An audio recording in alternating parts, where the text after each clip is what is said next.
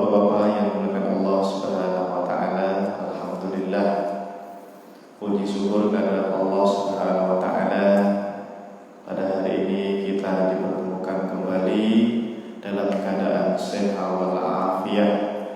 Mudah-mudahan semuanya yang hadir senantiasa dilindungi keluarganya oleh Allah Subhanahu wa taala.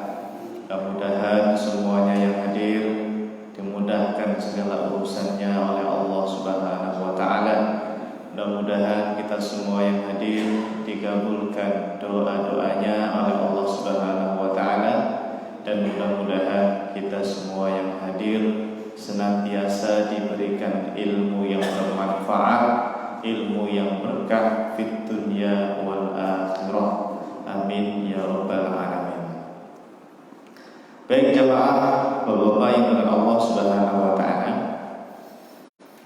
Insyaallah pada pagi hari ini tema kita adalah mengenai salat li hurmatil waqti. Ini bukan salat sunnah ya, bukan salat sunnah. Ini adalah salat wajib tapi ada istilah khusus namanya salat li hurmatil waqti. Nah, apa itu salat li hurmatil waqti? Nanti kita akan jelaskan insyaallah definisi dan dalilnya. Sebelumnya mari kita hadiahkan dulu surah Al-Fatihah untuk para ulama kita, terlebih khususnya para ulama yang bermadzhab Syafi'i. Bismillahirrahmanirrahim. Ila hadratin Nabiyil Mustafa Muhammadin sallallahu alaihi wasallam wa alihi wa ashabihi wa azwajihi wa dzurriyyatihi, thumma ila jami'i ulama'il madzahibil arba'ah. ونخص خصوصا إلى الإمام الشافعي والإمام الرافعي والإمام النووي والإمام ابن حجر الهيثمي والإمام الرملي والإمام أبي شجاع غفر الله ذنوبهم وستر عيوبهم شيء لله لهم الفاتحة. أعوذ بالله من الشيطان الرجيم. بسم الله الرحمن الرحيم. الحمد لله رب العالمين الرحمن الرحيم مالك يوم الدين إياك نعبد وإياك نستعين اهدنا الصراط المستقيم صراط الذين أنعمت عليهم غير المغضوب عليهم ولا الضالين آمين. Baik, terima kasih jamaah Bapak-bapak yang dimuliakan Allah Subhanahu wa taala. Sebelum kita bahas mengenai salat li hurmatil waqti, perlu diketahui bahwasanya ada salah satu amal ibadah yang nanti pertama kali dihisab oleh Allah Subhanahu wa taala di akhirat, yaitu tentang salat. Sebagaimana sebuah hadis riwayat Imam At-Tirmidzi rahimahullah, yaitu dari sahabat Abu Hurairah radhiyallahu anhu. Kita bacakan dulu hadisnya ya. An Abi Hurairah radhiyallahu anhu qala, dari sahabat Abu Hurairah semoga Allah meridhoinya, beliau berkata. Jadi ini yang cerita siapa? Sahabat Abu Hurairah yang menyampaikan hadis ini. Sami'tu Rasulullah sallallahu alaihi wasallam yaqulu. Nah, kalau ada kalimat sami'tu berarti maknanya adalah saya telah mendengar langsung dari Nabi. Ini Abu Hurairah. Nah, barangkali Pak ada sebuah hadis itu sahabat enggak langsung dengar sama dari Nabi. Loh, kan sahabat bertemu sama Nabi Pak Ustaz. Iya. Tapi barangkali sahabat itu bisa jadi dapat hadis dengar dari sahabat yang lain, Pak. Yang seperti itu ada. Ya, dapat hadis dari sahabat yang lain. Ya mungkin karena nggak hadir, karena sibuk dan sebagainya. Nah, akhirnya tahu hadis itu dari sahabat yang lainnya begitu. Nah, tapi kalau Abu Hurairah langsung dengar dari Nabi ya. Rumahnya Abu Hurairah itu di mana, Pak, beliau? Di mana rumahnya? Di Masjid Nabawi itu beliau rumahnya di mana?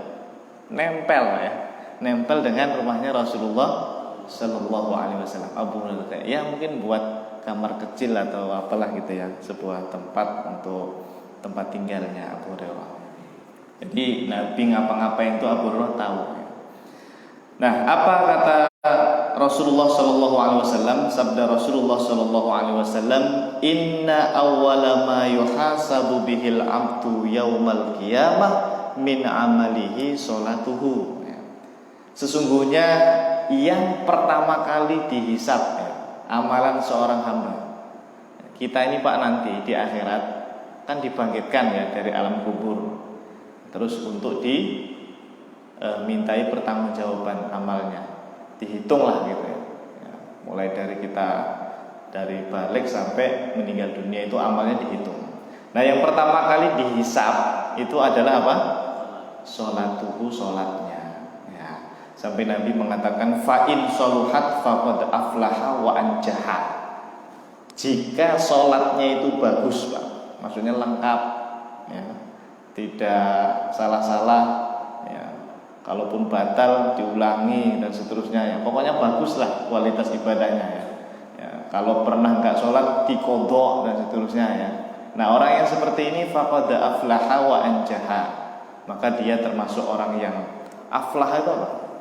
Muflih, beruntung ya. Wa anjaha, dan selamat. Anjaha itu dari kata najah ya. Najah itu berhasil atau selamat. Jadi kalau sholatnya bagus Bapak Ibu sekalian ya, Ibu nggak ada ya. Kalau sholat kita bagus, insya Allah itu termasuk orang yang selamat nanti ya, insya Allah kita semua termasuk orang yang selamat, amin. Wa in fasadat, tapi sebaliknya kata Nabi, kalau sholatnya ini bermasalah ya, rusak gitu ya. Mungkin karena batal tapi nggak diqodho, atau pernah nggak sholat tapi nggak diqodho ya, atau sengaja nggak sholat ya, sengaja banget ya, akhirnya nggak diqodho begitu. Nah, ini namanya fasadat. Faqad khoba wa khosiro, maka dia akan termasuk orang yang rugi ya, orang-orang yang sangat rugi. Khoba wa khosiro. Karena apa? Kalau sholatnya berantakan, nanti amal yang lain itu Pak dianggap jelek, dianggap buruk begitu. Nah, maka ini penting kita pelajari mengenai sholat ya. Apalagi ini ada tema tentang sholat lihurmatil wakti. Pernah dengar sholat lihurmatil wakti? Sebelumnya sudah pernah membahas? Belum ya? Tapi pernah dengar ya? Sholat lihurmatil wakti pernah ya? Nah, jadi begini Pak ceritanya itu. Di antara kita itu mungkin ada yang seperti ini Pak. Nah, ada yang sholat di mobil pribadi atau bis, tapi pas kejebak macet. Pernah yang seperti ini? Biasanya yang kerjanya di Jakarta misalnya ya, pulang dari kerja dari Jakarta ke Tambun, entah naik apalah, naik mobil atau bis, macet-macetan, maghribnya gimana itu misalnya gitu. Nah, kadang-kadang ada yang sholatnya di bis, ada yang di mobil karena nggak bisa turun misalnya. Itu sholat yang seperti itu namanya keadaan tidak sempurna Pak, namanya itu ya. Ini siapa ini yang kalau tiap pulang kerja seperti ini ya? Ada ya. Nah, atau sholat di kereta. Siapa yang pulang kampung kok sholatnya begini? Bahkan kadang-kadang adep-adepan, nggak tahu mana imamnya, mana makmumnya. Ya namanya kursi kereta itu kan berhadap-hadapan ya, biasanya ada yang seperti itu kan ya. Jadi yang di sini ngadep sono, yang di sono ngadep sini begitu. Nah, yang seperti ini namanya keadaan tidak sempurna. Kita nyebutnya keadaannya tidak sempurna. Kenapa nggak sempurna? Bisa ngadep kiblat ya itu? Nggak bisa kan? Ya karena seperti itu keadaannya, berarti nggak sempurna namanya. Nggak berdiri itu juga nggak sempurna namanya Pak ya, termasuk tidak sempurna. Apalagi contoh keadaan yang tidak sempurna, sholat di kereta dan pesawat tidak menghadap kiblat tadi ya, termasuk juga. Kemudian sholat di kereta atau pesawat dengan tayamum yang salah. Guru saya waktu itu bilang tayamum yang salah itu begini Pak, masih ada air dia tayamum. Dalam madzhab Syafi'i itu tayamum yang salah. Masih ada air dia tayamum, padahal bisa menggunakan air sebetulnya ya, di pesawat atau kereta itu masih bisa Pak sebetulnya menggunakan air. Ya enggak? Pipis bisa? Bisa. Masa wudu enggak bisa? Repot Pak Ustaz wudunya. Makanya dulu di bab toharoh itu kita sudah ajarkan kalau repot ambil rukun-rukunnya saja. Yang sunnah-sunnah untuk keadaan nggak sempurna ini nggak dipakai dulu, nggak apa-apa. Apa rukun wudhu itu apa Pak? Masih ingat nggak ya? Masih ingat ya? 2 tahun yang lalu ya. Ada 6 ya. Niat dalam hati itu yang wajib. Terus membasuh wajah, membasuh kedua tangan sampai siku, mengusap sebagian kepala, 5 membasuh kaki, kedua kaki sampai mata kaki, 6 tertib berurutan 5 itu gitu. Cukup itu aja. Insya Allah bisa itu Pak. Orang pipis setengah jam bisa kok ya. Wudu nggak nyampe 5 menit, masa nggak bisa? Insya Allah bisa. Ya, kalau masih bisa, kok ada yang tayamum? Itu tayamum yang salah namanya. Pak Ustadz, kebetulan saya sakit atau kebetulan airnya nggak ada misalnya di pesawat. Oke, memang nggak ada, atau di bis biasanya habis airnya. Saya tayamum Pak Ustadz. Oke, tayamum itu dalam mazhab Syafi'i syaratnya harus pakai tanah. Kalaupun mau menggunakan debu, kata Imam An-Nawawi, debunya itu harus ada wujudnya. Ya, tidak boleh Anda hanya menerka-nerka. Ini ada debunya apa enggak ya? Jok belakang supir itu ditempelin tangannya. Padahal mungkin sebelum berangkat udah dilap, udah dibersihkan. Ini tayamum yang salah namanya gitu. Ya. Jadi hukum asal tayamum itu harusnya pakai tanah. Kalaupun mau pakai debu boleh, tapi debu yang harus ada wujudnya. Tidak boleh hanya menerka-nerka. Apalagi di pesawat. Pesawat tuh bersih sekali di vakum kan Pak ya. Iya. Kan banyak ini orang-orang kita ini kalau naik pesawat dia tayamum pakai jok belakangnya. Nah, ini tayamum yang salah. Ya, memang boleh tayamum pakai debu itu boleh Pak. Cuma harus ada debu yang kelihatan. Ya, misalnya apa debu yang kelihatan? Ya, mobil Anda kaca belakang itu biasanya kan seminggu nggak dicuci kan tebel banget tuh ya, Pak. Atau sebulan nggak dicuci itu kalau Anda gini kan diusap gini, pasti ada yang menempel kelihatan wujudnya gitu ya. Nah itu boleh silakan. Nah, makanya kalau ada tayamum yang nggak ada debunya itu namanya tayamum salah. Kalau yang seperti ini berarti keadaan Anda itu nggak sempurna. Terus apalagi ini sholat dalam keadaan tidak menutup aurat, mungkin karena sakit dan sebagainya ya. Kemudian sholat dalam keadaan ada najis. Ini contohnya itu orang yang kalau sakit disuruh pakai apa itu namanya? Mohon maaf, yang dimasukkan ke kemaluan namanya apa? Kateter ya? Iya betul, kateter ya. Itu kan selangnya kan nanti pembuangan airnya di sini kan. Ini nempel sama tubuh kita Pak, menyatu dengan tubuh kita. Loh terus sholatnya gimana? Ini sholat sambil bawa najis namanya Pak. Berarti kan nggak sempurna kan? Padahal sholat itu harus suci dari najis gitu. Nah makanya gimana nanti sholatnya ini? Ini disebut dengan keadaan yang tidak sempurna. Satu lagi, nah ini tadi sholat yang nggak ada air dan juga nggak ada tanah atau debu. Ini tadi di pesawat atau di bis. Air nggak ada, tanah nggak ada, debu saja nggak ada. Nah yang seperti ini bagaimana sholatnya? Karena ini kita sebut sebagai keadaan yang tidak sempurna. Nah makanya jamaah, para ulama kita membahasnya ini dalam ilmu fikih. Kalau Anda kejadian seperti ini, maksudnya keadaannya tidak sempurna, ada syariat namanya sholat lihurmatil waktu. Apa? Sholat apa? Sholat lihurmatil waktu. Pokoknya kalau nanti ditanya orang, sholat lihurmatil waktu itu apa sih? Ya gara-gara ini tadi. Gara-gara Anda mau sholat tapi keadaannya ini nggak memungkinkan, gitu Pak. Ya, tidak sempurna. Maka muncullah istilah sholat lihurmatil waktu. Lalu apa itu sholat lihurmatil waktu? Nah, kita lihat.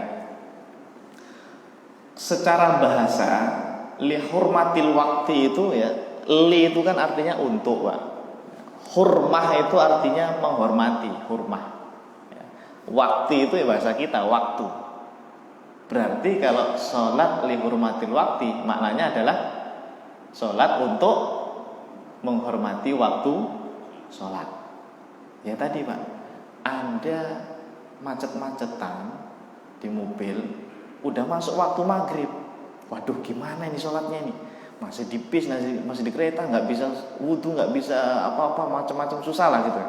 Sampai dilihat jamnya, aduh udah 6:30, aduh udah mau jam 7, udah mau isya ya. Ini kan waktu sholat nih, waktu sholat maghrib datang, harus Anda hormati Pak itu. Caranya gimana? Kita akan mengerjakan namanya sholat lihurmatil waktu, yaitu untuk menghormati waktu datangnya sholat itu ya.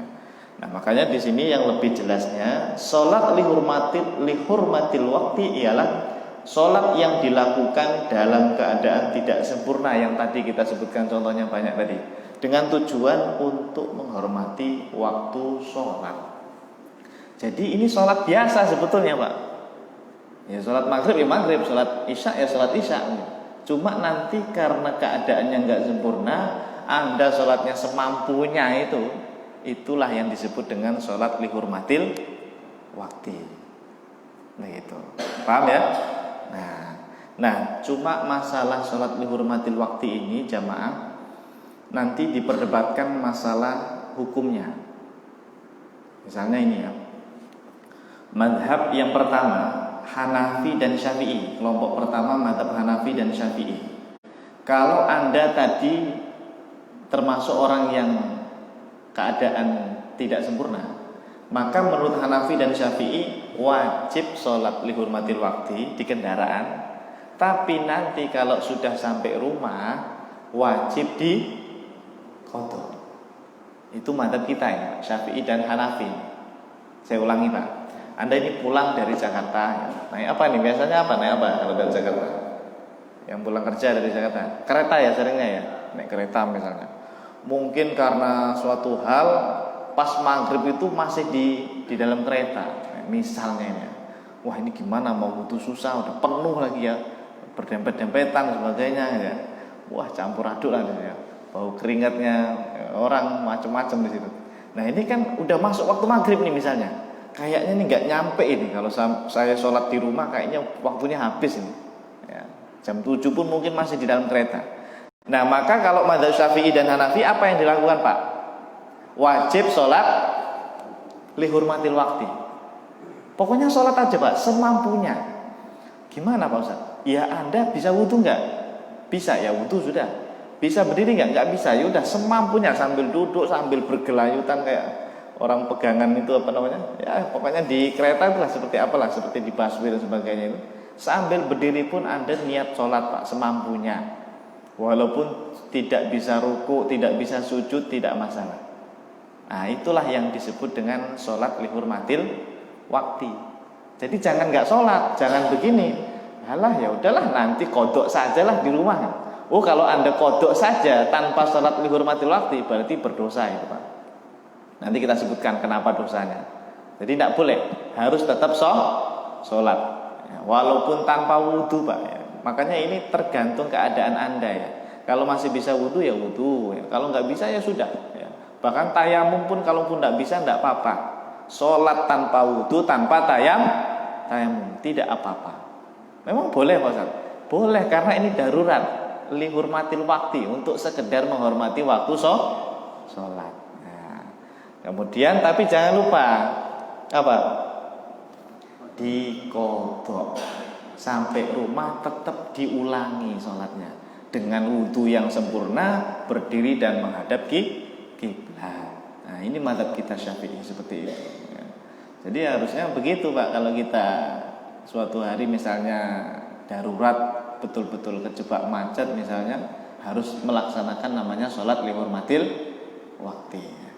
Nah sekarang mazhab yang kedua, kelompok kedua namanya mazhab Hambali. Nah, ini berbeda. Kalau Hambali itu tetap wajib sholat lihurmati ya, pokoknya sholat di kendaraan semampunya tadi, tapi tidak wajib qadha. Nah bedanya di situ doang. Sampai rumah ya sudah selesai, tidak perlu di qadha. Nah sekarang saya tanya Pak, Anda waktu pergi haji atau umroh itu kan mungkin sholat 5 waktunya di pesawat karena 8 jam perjalanan ya. Misalnya ada yang mau tidak mau sholatnya harus di pesawat ya. Wudhu bisa nggak? Mungkin bisa ya, alhamdulillah. Di pesawat yang gede itu bisa wudhu. Tapi Pak, ada jamaah yang sholatnya itu, mohon maaf, sambil duduk. Dia tidak berdiri. Ya, tidak berdiri. Padahal sehat. Dalam mazhab Syafi'i kalau masih sehat itu wajib berdiri. Nah, kalau dia sholatnya sambil duduk, berarti namanya tidak sempurna keadaannya. Disebut keadaan tidak sempurna. Nah, akhirnya dia sholat sambil duduk, Pak. Bahkan mungkin arah kiblatnya kadang pas, kadang-kadang tidak pas. Tapi kalau pesawat dari Indonesia ke Saudi, insya Allah pas lah ya kiblatnya. Karena kan pesawatnya ke sana kan ya, nggak mungkin belok-belok kan pesawat, nggak mungkin ya. Pokoknya lurus lah. Ya anggaplah kiblatnya pas. Tapi sholatnya tadi nggak sempurna karena sambil duduk. Ya. Lo katanya boleh sholat sambil duduk, Pak Ustadz. Itu kalau sakit. Kalau sakit boleh, Pak. Tapi kalau masih sehat, kok Anda duduk, namanya tadi keadaan tidak sempurna. Sampai Saudi, Pak, turun di bandara apa namanya? Jeddah ya, turun di sana. Ada jamaah yang mengkodok, ada yang tidak mengkodok sholatnya. Ayo, Anda yang mana ini? Sampai Saudi, sholat Anda yang tadi di pesawat itu yang nggak sempurna tadi itu dikodok apa enggak? Kalau dikodok, berarti Anda mengamalkan mazhab Syafi'i, termasuk Hanafi itu yang atas. Tapi kalau tadi ada jamaah yang sampai Saudi ya udah biasa-biasa saja, enggak mengkodok. Dia menganggap sholat yang sambil duduk tadi sah gitu. Bahkan mungkin pakai tayamum yang salah tadi itu. Ya, itu berarti dia mengamalkan mazhab Hambali. Ya, mazhab apa? Hambali. Bedanya di situ. Kalau Hambali itu enggak perlu kodok-kodokannya. Kemudian yang terakhir Maliki. Wah, ini lebih enak lagi Maliki itu ya. Mazhab Maliki itu Pak, fatwanya kalau memang betul-betul darurat, tidak bisa wudhu, tidak bisa tayamum, atau tadi macet tidak bisa berdiri, tidak bisa menghadap kiblat, maka tidak wajib sholat. Tidak wajib sholat ya. Nggak usah sholat dalam perjalanan tadi itu. Bahkan kalaupun sudah selesai perjalanannya, Anda tidak wajib qadha. Jadi dianggap orang yang ghairu mukallaf gitu. Ya, dianggap orang yang ghairu mukallaf, tidak kena beban syariat karena tadi keadaannya tidak memungkinkan. Ini fatwa mazhab Maliki. Seperti itu ya Bang fatwanya. Nah, tapi kita di Indonesia ini kalau bisa amalkanlah mazhab Syafi'i ya, mazhab Syafi'i. Apa tadi fatwanya? Tetap sholat, namanya sholat apa?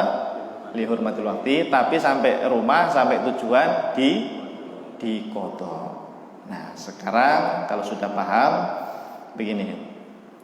Yang tadi ada yang bertanya begini, Pak Ustadz, kenapa ya kok tetap sholat di kendaraan? Kan keadaannya tidak sempurna itu. Kenapa kok disuruh tetap sholat? Ya, tetap sholat. Namanya tadi sholat apa? Lihurmatil waqti. Jawabannya ini Pak. Karena kalau Anda nggak sholat, padahal waktu maghribnya sudah datang, bahkan nanti mau habis, berarti Anda kena ancaman ayat ini. A'udzubillahi minasyaitonirrajim. Bismillahirrahmanirrahim. Fawailul lil musallin alladzina hum an shalatihim sahun, dan seterusnya al-ayat. Apa artinya? Celakalah orang yang sholat. Fawailul lil musallin. Tapi ada terusannya. Siapa? Yaitu alladzina hum an sholatihim sahun, yaitu orang-orang yang lalai dari sholatnya. Lalai di sini tafsirannya Pak, kalau kita buka, udah masuk waktu sholat, dia nggak sholat sampai habis waktunya, nggak sholat. Itu yang dinamakan sahun. An sholatihim sahun nih, sahun nih. Sahun itu orang yang menyepelekan sholat. Sampai waktunya habis dia enggak sholat. Nah, itu ancamannya apa tadi? Wail ya, fawailun ya, celaka ya. Ada yang bilang wail ini nama neraka ya, neraka wail ya. Wallahu a'lam. Intinya orang yang datang waktu sholat kok enggak mau sholat sampai habis, maka dia kena ancaman ini ya. Berarti kata mazhab Syafi'i, supaya Anda tidak kena ancaman ayat ini, maka tetap sholat saja. Namanya tadi sholat apa? Lihurmatil waqti. Makanya tadi disuruh sholat walaupun dalam keadaan tidak sempurna. Sholat aja semampunya Pak, semampunya. Nah, paham ya sampai sini ya? Kalau ada yang nanya kenapa kok harus tetap sholat, ya supaya tidak kena ancaman ini. Sekarang ada yang bingung lagi, Pak Ustadz, kan saya sudah sholat, ya, saya kan sudah sholat. Nah, ini, saya kan sudah sholat tadi di kendaraan. Lalu kenapa kok disuruh qadha? Bukankah sudah sholat? Nah, ini pertanyaan yang cerdas ini. Udah sholat kok tadi kok disuruh sholat lihurmatil waktu. Lalu kenapa disuruh qadha lagi gitu? Orang sudah sholat ya. Maka jawabannya begini, Pak. Salah satu syarat sah sholat atau rukunnya ada yang belum terpenuhi. Contohnya misalnya yang sering terjadi ini, nomor 3 sama nomor 4 ya. Kalau nomor 1, nomor 2 mungkin masih bisa lah kalau dalam kendaraan. Kecuali kalau orang yang sakit, misalnya di rumah sakit, mungkin ada yang tidak bisa suci dari hadas dan najis dan seterusnya. Ini kita ambil contoh yang di kendaraan tadi ya. Bisa jadi Pak, Anda tadi ketika sholat lihurmatil wakti itu nggak ngadep kiblat, makanya ini nggak sempurna, syarat sahnya belum terpenuhi, makanya harus diqadha, diulangi. Atau Anda tadi menghadap kiblat, tapi ya ini tidak bisa berdiri, dia tidak bisa berdiri, sholatnya sambil duduk tadi itu, padahal masih sehat. Nah, maka yang seperti ini syarat sahnya atau rukunnya itu tidak terpenuhi. Padahal ini termasuk syarat sah atau rukun sholat kita, berdiri ketika saat sholat fardu. Nah, karena tidak sempurna, ya, syarat sahnya tidak terpenuhi atau rukunnya tidak terpenuhi, maka wajib diqadha. Paham sampai sini ya? Ini adalah dalilnya mazhab Syafi'i atau hujahnya mazhab Imam Syafi'i. Tetap sholat supaya tidak kena ancaman surat Al-Maun, dan wajib qadha karena sholatnya tidak sempurna, tidak terpenuhi syarat sahnya. Paham ya sampai sini ya? Nah, alhamdulillah. Sekarang kita ambil contoh atau dalil dari peristiwa para sahabat Nabi. Barangkali ada yang bertanya begini, Pak. Memangnya dulu ada ya di zaman Nabi itu sholat lihurmatil wakti? Kok ini ada istilah sholat lihurmatil wakti? Memangnya ini sholat apa sih ini? Padahal sebetulnya sholat 5 waktu ya sebetulnya. Cuma namanya saja Pak, namanya disebut dengan lihurmatil wakti gitu ya. Nah kita lihat Pak, ada sebuah kisah dalam hadis riwayat Imam Al-Bukhari, kitab Sahih Al-Bukhari, disebutkan bahwa ini hadisnya panjang ya, dari Aisyah ya radhiyallahu anha. Jadi suatu hari begini, bahwa Aisyah radhiyallahu anha itu meminjam kalung dari Asma. Asma ini siapa? Anaknya Sayyidina Abu Bakar. Jadi Aisyah meminjam kalungnya Asma binti Abu Bakar. Kemudian Pak, ketika kalung itu dipakai oleh Aisyah dalam perjalanan mungkin bersama Nabi dan para sahabat yang lainnya ya, dalam perjalanan itu hilang kalungnya siapa? Asma yang dipinjam sama Aisyah. Jadi yang menghilangkan Aisyah nih, jatuh mungkin ya begitu. Lalu Rasulullah Shallallahu Alaihi Wasallam waktu itu mengutus ya, atau menugasi, memberi tugas kepada para sahabat untuk mencarinya. Jadi Nabi memerintahkan sahabat yang lain, tolong cari dong. Tadi kita jalan lewat mana tadi gitu? Kan padang pasir Pak ya. Bayangin Pak, padang pasir disuruh nyari kalung, warnanya apa? Seperti warna pasirnya ya, warna emas gitu lah, anggaplah. Gimana itu cara nyarinya? Akhirnya apa? Ya sahabat ya sami'na wa ta'na, dicari itu. Mungkin ini kejadiannya siang hari Pak, mencari kalungnya itu. Cari kemana-mana nggak ketemu, sampai jauh dari perkotaan, pokoknya di padang pasir yang sangat luas itu. Akhirnya Pak, kejadian waktu itu datang waktu sholat. Sahabat yang ditugasi Nabi cari kalung tadi apa? Mereka kedatangan waktu sholat, mungkin waktu zuhur ini mungkin. Tapi waktu itu pas mau sholat tidak ada air, karena jauh dari kota, dari perkampungan, jauh sekali, di tengah-tengah padang pasir loh Pak, siang-siang gitu ya.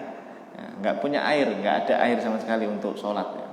Dan waktu itu mohon maaf belum ada syariat tayamum, belum ada. Mungkin kalau sudah ada tayamum gampang itu, tinggal tayamum terus sholat. Ini belum ada tayamum Pak, tayamum belum ada syariatnya. Pokoknya kalau mau sholat itu ya wudhu saja gitu. Akhirnya apa Pak yang dilakukan sahabat? Nggak ada air loh Pak. Apakah sahabat gini?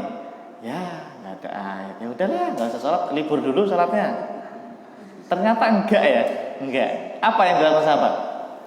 Mereka tetap sholat Pak, fasallau ini ya. Walaysa ma'hum ma'un fasallau. Walaupun tidak ada air ya, mereka tetap sholat tanpa wudhu. Loh gimana nih? Sholat tanpa wudhu. Ya tadi namanya keadaan nggak sempurna itu gimana? Ya darurat gitu loh Pak. Ya. Tapi tetap sholat sahabat itu Pak. Tetap sholat. Akhirnya kejadian ini lalu setelah selesai pulang ya dilaporkan kepada Nabi Shallallahu Alaihi Wasallam. Dan Nabi nggak menyalahkan sahabat Pak, tidak menyalahkan sahabat, mendiamkan, bagus gitu.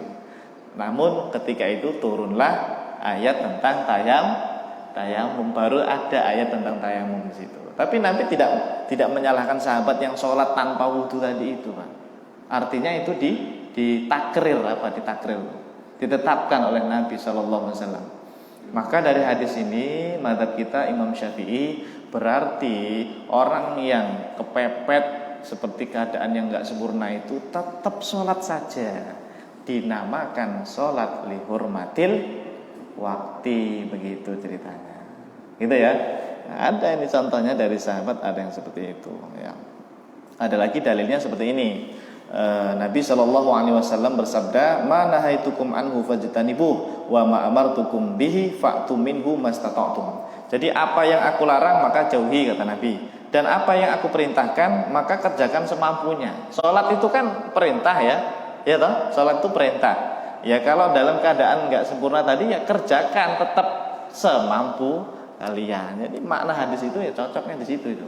Mengerjakan amal soleh semampu kalian itu ya tadi. Ya kalau sholat nggak bisa wudhu ya sudah. Kalau sholat nggak bisa berdiri ya sudah, semampunya. Begitu ya. Kita sebutnya sebagai sholat lihurmatil waktu. Baik jamaah yang dengan Allah Subhanahu Wa Taala, barangkali ini saja untuk pengenalan istilah sholat lihurmatil waktu ya. Ya mungkin diantara kita ada yang kejadian seperti ini tadi, keadaan nggak sempurna. Jangan lupa Pak, tetap sholat semampunya Pak. Pernah jalan-jalan terus kejebak macet, nggak bisa ngapa-ngapain, duduk aja di kursi. Nah kalau seperti itu Anda wudhu nggak bisa, tayamum nggak bisa, pokoknya tetap sholat. Sholatnya semampunya Pak. Mungkin hanya dengan isyarat, ya mungkin nggak bisa ruku, nggak bisa sujud, tidak apa-apa. Pokoknya Anda ini harus sholat sekedar menghormati waktu sholat begitu. Yang namanya itu sholat dihormati waktu, disebutnya begitu. Tapi nanti jangan lupa diqadha. Mazhab Imam Syafi'i wajib diqadha ya. Misalnya gini Pak, kita mazhab Syafi'i, Pak Ustadz, saya pulang dari Jakarta sampai Tambun itu betul-betul nggak bisa sholat maghrib. Saya dalam perjalanan nggak sholat. Pokoknya saya niatnya nanti aja lah qadha di rumah. Nanti saja lah qadha di rumah, karena pasti nggak keburu kan waktunya maghrib di perjalanan nggak bisa. Pokoknya saya mau qadha saja nanti di rumah. Tapi Anda nggak sholat ya di kendaraan tadi, di kereta atau di bis? Enggak. Nah, kalau mazhab Syafi'i berarti dia dosa nggak itu? Dosa. Mazhab Syafi'i itu dosa karena dia meninggalkan waktu sholatnya. Ya dosa, tapi tetap qadha. Tapi tetap ada dosanya itu loh masalahnya. Nah, berbeda dengan orang yang tetap sholat semampunya terus dia qadha, ini nggak berdosa dia begitu.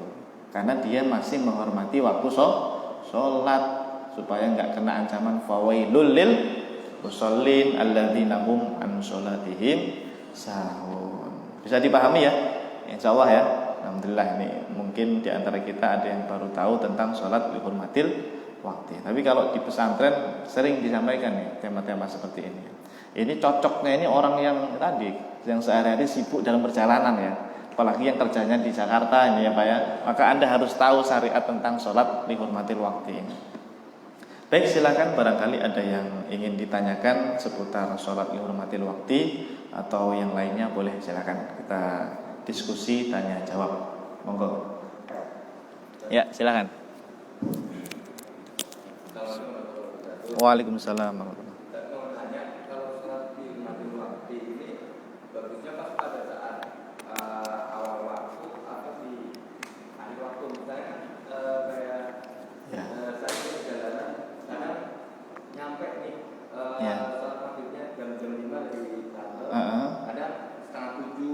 masih bisa ya. Waktunya tanggung Ya. kita pada saat mendengar ada langsung sholat di mati waktu atau pas ini benar-benar nggak nguber nih waktunya nih. Oke, bagus. Ya. Berarti begini, kalau Anda tadi ragu ya, ini nyampe apa enggak ya, caranya Anda tunggu dulu. Ditunggu saja. Karena sholat lihurmatil waktu itu enggak harus di awal waktu. Tidak harus. Anda bisa tunggu dulu. Misalnya isaknya itu jam 7 teng, jam 7 pas, tepat ya. Anda lihat jam, masih 15 menit lagi. Kayaknya nyampe ini, 5 menit lagi nyampe ini keretanya atau bisnya. Berarti Anda nanti bisa itu sholat setelah turun dari kereta bis gitu. Berarti Anda nggak perlu sholat lihurmatil waktu, gitu aja. Nah, tapi kalau Anda lihat jam, wah 15 menit lagi azan isya ini. Ini kereta masih jauh ini. Anda perkirakan kayaknya nggak nyampe. Maka ketika itu juga Anda sholat lihurmatil waktu. Jadi harus diambil yakinnya dulu. Ya, jangan ragu-ragu. Dicari keyakinannya mana. Al yakinu la yazulu bisyak. Yakinnya nyampe apa enggak gitu. Dikira-kira dulu ya. Makanya jangan di awal waktu. Ya, nunggu dulu nggak apa-apa ya. Menunggu dulu tidak masalah ya. Bagus ini ya. Sekarang kalau Anda langsung sholat lima waktu, tapi tiba-tiba nanti ternyata sudah nyampe, ya gimana? Ya tetap harus sholat lagi, tapi bukan kodok karena masih waktunya Pak. Namanya masih waktunya. Sholat yang Anda di kereta tadi tetap harus diulangi karena nggak sempurna. Cuma Anda nyampe-nya sebelum jam 7, berarti waktu maghrib masih ada. Namanya bukan kodok itu. Namanya apa? Hah? Bukan adaan. Ayo. I'adatan. Iya memang adaan karena masih di waktunya, tapi ada istilah khusus namanya i'adah. Apa itu i'adah? Mengulangi. Ya, gitu.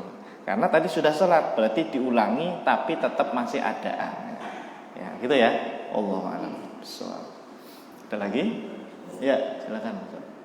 Untuk ada dua pertanyaan. Ya. Tadi yang tentang hadis tadi.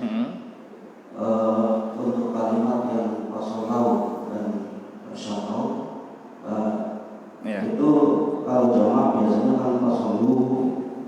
Oh iya. Kedua, untuk melakukan niatnya apakah adaan atau lihurmatil waktu?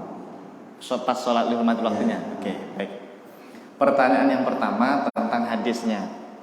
Di sini kan kau gitu ya, menunjukkan bahwa ini sahabat yang banyak orangnya. Kalau satu orang kan sholat yusalli. Nah, ini kita ambil fi'il madinya sholat itu kalau hum itu kan banyak itu yang betul sholau atau shollu gitu ya. Bagus ini tanya. Dulu waktu saya di pesantren kata guru saya yang betul itu adalah sholau. Yang betul adalah sholau. Ya, karena aslinya kan sholat di fathah. Maka yang ini huruf lam ini tetap harus fathah terus, tinggal ditambahi wawu, sholau. Karena kalau Anda dhammah, ini lamnya ini lam ainul fi'li. Sholat itu kan fa-nya adalah shod. Ya, ain fi'ilnya adalah lamnya. Terus lam fi'ilnya adalah alif bengkongnya itu sholat. Jadi ini huruf kedua tetap enggak boleh berubah. Seperti zahaba nih, zahaba. Kalau hum zahabu, haknya tetap fathah kan? Ya enggak? Zaha. Enggak, bukan zahubu gitu kan ya. Nah, huruf keduanya tetap fathah. Sama. Ini karena ini huruf kedua, shad huruf pertama, lam huruf kedua, maka tetap di fathah. Jadi yang benar hum shollau. Ya. Kalau shollu Pak Ustadz itu fi'il amr. Shollu, kalian sholatlah gitu. Memang di dhammah lamnya. Ya, di dhammah. Tapi kalau hum fi'il madi, sholat itu menjadi shollau. Makanya kalau membaca berjanji yang wal mala shollu alaika itu yang benar Pak kata guru saya, bukan wal mala shollu tapi wal mala shollau alaika begitu ya. Jadi harokat yang benar adalah shollau karena wal mala itu adalah malaikat kan banyak, maka shollau bukan shollu. Kalau shollu itu fi'il amrnya gitu ya. Itu dulu seperti itu guru saya menyampaikannya. Bagus ini, pertanyaan yang bagus tentang nahwu ya, tentang nahwu atau sorofnya. Yang kedua tadi tentang niatnya ya.